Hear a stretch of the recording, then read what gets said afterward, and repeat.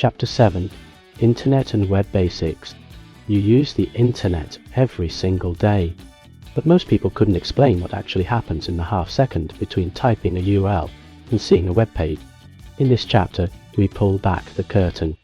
It starts with DNS, the system that translates the human-readable addresses we type into the numerical IP addresses computers actually use.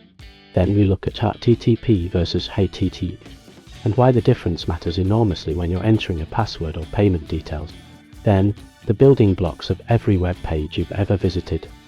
And finally, phishing, the most common way people get hacked, and how to spot it every time. Key concepts: DNS, how the web works, HTTP versus HTTPs, SL and TLS, HTML, CSS, JavaScript, email protocols, and phishing. Let's go. Week 7. You asked what happens when you type a URL into a browser and press enter. Nobody could fully explain it. I said, it goes to the website. You nodded in that way that means technically correct, but you have absolutely no idea what's really happening. Which is true of most people. They use the internet constantly without understanding the remarkable sequence of events that happens in under a second every time they visit a page. So let's walk through it properly. Step 1. DNS. The browser takes the domain name and asks a DNS server what IP address it corresponds to. DNS stands for Domain Name System. It's a distributed database that maps human-readable domain names to machine-readable IP addresses. Without it, you'd have to memorize and type the IP address of every website you wanted to visit. DNS is the Internet's phone book. You look up the name, it returns the number. And DNS has a hierarchy. Root servers at the top, TLD servers for .com, .org, .uk, authoritative name servers that know the specific IP for a domain, and recursive resolvers, usually your ISP's servers, that do the lookup on your behalf. Once the IP address is returned, your browser establishes a TCP connection with the web server at that address. Then it sends an HTTP request, asking for the specific page. The server responds with the files that make up the web page, and your browser renders them. The data travels as packets, small chunks that can take different routes across the internet and reassemble at the destination. TCP ensures all of them arrive and are put back together correctly. That's the fundamental architecture of web communication. Now, HTTPS versus HTTP. You remember the postcard and envelope analogy? HTTP is a postcard. Any postman who handles it can read what's written. HTTPS is a sealed envelope. The contents are encrypted. Only the sender and recipient can read it.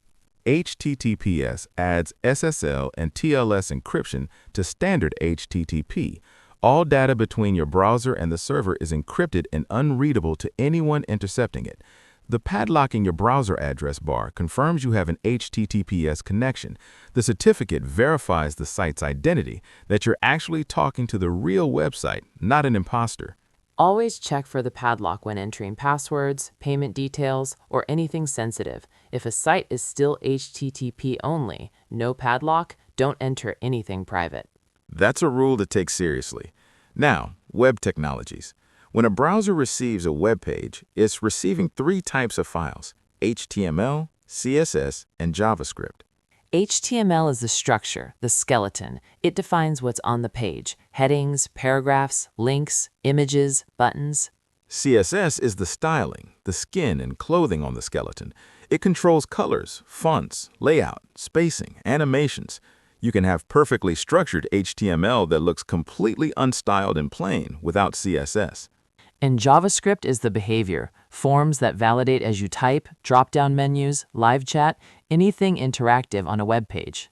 Structure, style, behavior. 3 layers working together to create everything you see in a browser. Friday was online safety, which felt like the most immediately practical lesson of the whole course. Phishing is the most common initial attack vector in cybersecurity incidents. Not sophisticated hacking, deceptive emails designed to look real and trick you into clicking a link or entering your credentials. You showed us a real phishing email that had fooled thousands of people. It looked exactly like PayPal. Logo, formatting, language, everything. The only giveaway was the sender address. Instead of service@paypal.com, it was service@paypal1security.com. A lowercase l replaced with the number 1. 1 character, thousands of compromised accounts. That's the scale of the problem. The warning signs to look for: sender address doesn't match the company, urgency language like act now or your account gets suspended, generic greetings instead of your name, hovering over links reveals a different URL than what's displayed. And the golden rule is legitimate organizations never ask for your password via email, ever. If something feels suspicious, don't click anything. Go directly to the official website by typing the address yourself. By the end of that lesson, I was paranoid about every email I'd ever received, but in a useful way. Healthy skepticism is a security tool. Most hacks don't break through walls. They knock on the door and trick someone into opening it. Awareness is the defense. Every web interaction, every click, every login, every page load rests on the foundations covered in this chapter. Theas translates names to numbers. TCP/IP carries the data. HTTP or HTTPs determines whether that data is readable by anyone who intercepts it. Build what you see. And phishing exploits the one vulnerability no firewall can fully protect: human trust. The padlock matters. The sender address matters. Slowing down before you click matters. Most security breaches don't start with sophisticated code. They start with one person clicking a link they should have questioned. In Chapter 8, we look at something most people already use, but few truly understand: the cloud. What is it really? Where do your files actually go?